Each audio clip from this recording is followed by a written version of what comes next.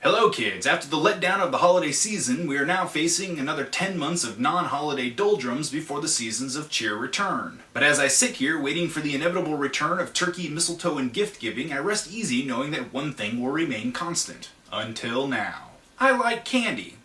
It's not a fact that I hide from anyone.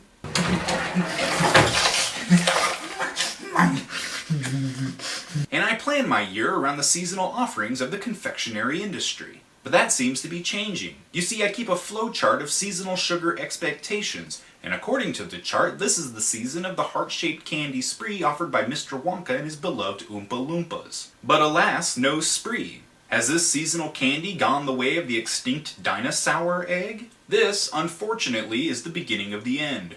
We thought the end was upon us a few years back when we learned from an inside source that Brock's was no longer going to manufacture chocolate-covered cherries for the Christmas season. But like the accidental discovery of the coelacanth, a little-known version of the chocolate-covered cherry was discovered and released by Queen Anne chocolatiers. This let all us glucoholics breathe a sigh of relief, if only for a moment. But with the recent loss of the heart-shaped spree, we can see that traditional seasonal candy is now losing the battle to the ritzy, pucker-inducing, flashier candy that is being introduced to us more and more every day. But this is a sad state of affairs. If we have already lost the Valentine's spree, is the speckled robin's egg malted milk ball next? Should the Pape chick be looking over its yellow, sugary-covered shoulders?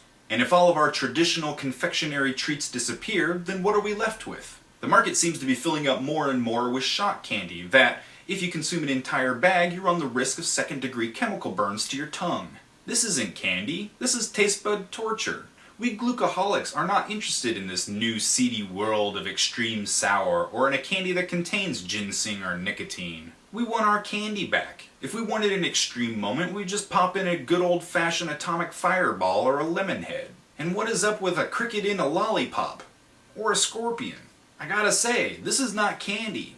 This is fear factor candy. I swear that there's a corporate suit somewhere sitting in his office gloating to his overseas counterparts that Americans will stick anything in their mouth as long as the sticker says extreme on it. What's next? Extreme urea pops? Super sour poopsicles? Have we become so desensitized to glucose and sucrose that we have to add malic and citric acid to all of our candy just to make it enjoyable? Whatever happened to allowing the complex flavorings of artificial fruit be all that was necessary to make good candy? Now we have flavor combinations that leave our mouths so numb we can't taste regular food without adding a plethora of seasonings. Do you even remember what a real steak tastes like? This is the time to act. If we don't act now, we may lose all of our traditional sugary treats and be left with only the memory of good candy gone by.